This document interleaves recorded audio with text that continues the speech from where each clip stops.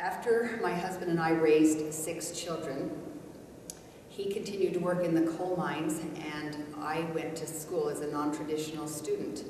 And after I graduated from college, I didn't get a teaching degree right off, and so I decided to push a little business forward that I had started previously. So in 2004, I registered the Forbidden Fruit as an LLC with the state of Utah, and I started moving forward with that. It all began when I took caramel apples to the Emery County Fair, just because I thought that fairs need caramel apples, and we never had any prior to that. So I got busy and made some and rented a booth and took them to the fair, and they were so well received that I thought I could be onto something. And so after that, I started developing other product lines, and I continued to offer caramel creations to my neighbors and friends, and word got out, and my products became kind of popular with the people around Emery County, and then it just kind of blossomed from there.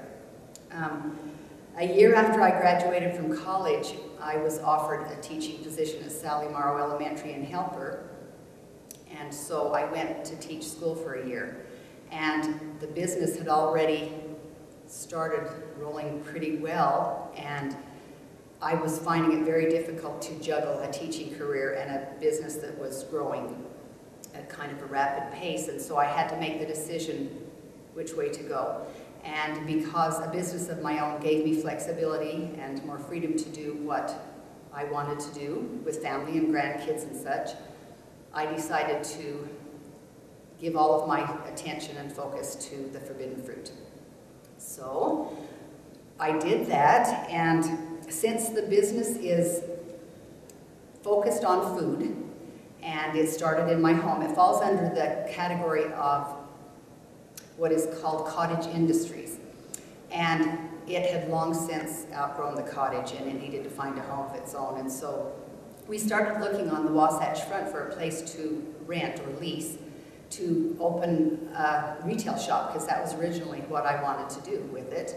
And the price of rent and the lease agreements were so steep that it wasn't feasible for us at the time.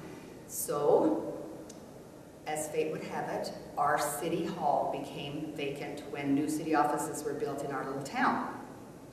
And so I approached the city council about renting that building, and that's when business expansion and retention stepped in to help me make my hobby a real viable business. And they helped me qualify for the Rural Fast Track grant. It was a 50-50 grant, and that enabled us to get some equipment and to build the commercial kitchen there in that building, and we have a little boutique out front.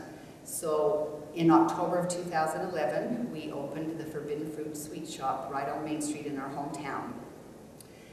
Since that time, we've become more of a distributorship than a retail shop. Although we do have walk-in customers and have things available that people can buy, we have distributed our product line to Western Nut Company, Thanksgiving Point, Wasatch Baskets, Associated Food Stores, and of course they're available online on our website and at the Sweet Shop on Main Street. As far as other entrepreneurs, I would offer this advice.